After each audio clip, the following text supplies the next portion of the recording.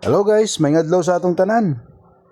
Karong adlaw di guys no, mangadto mi sa merkado, kauban nako si Renzel.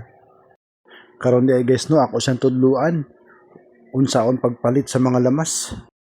Kay karong adlaw di guys, magluto mig tinola.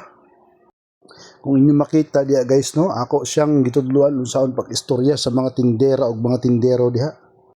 Pasensya na mo guys, kay di naman jud kay ta kalitok aning atong lingwahe oy. Pero lahutay ra gihapon. Naliman ka nga 17 years na diri sa Manila. Bitaw ay testing ra man akong voice over karon guys. Pero kay naa naman ta diri, padayon na ta ani.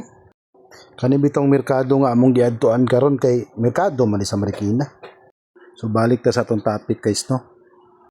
Kana bitaw si Renzel karon guys no, kay ato man ang tudluan unsaon pagpalit sa mga lamas ug sa manok nga atong lutuon karon. Ako dahil siyang gitagaag ko digo sa mga lamas para di siya malitok. Ulaw-ulaw pa ganin siya ganiha pero karon wag tang lang ulaw. Mura lagi correct tanawara. Murag dili naman ta ngayon ani magistorya Bisaya oy. Pinagpapawisan na tayo na maraming singot nito ba. Maglisod lagi taglitok ani. Pero sige lang, mahuman raman ni ron.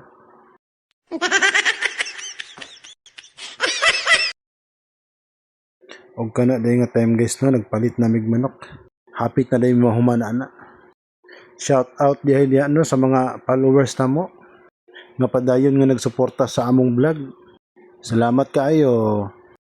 So guys, basin day mo agi ni sa inyong wall ha. Pa-like ug share man pud mi aning video ha guys.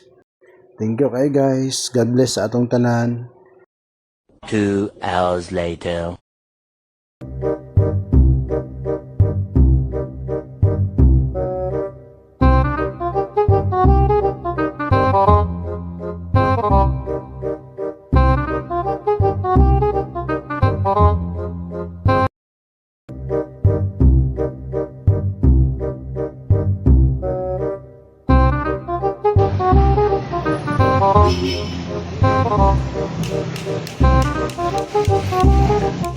Thank you.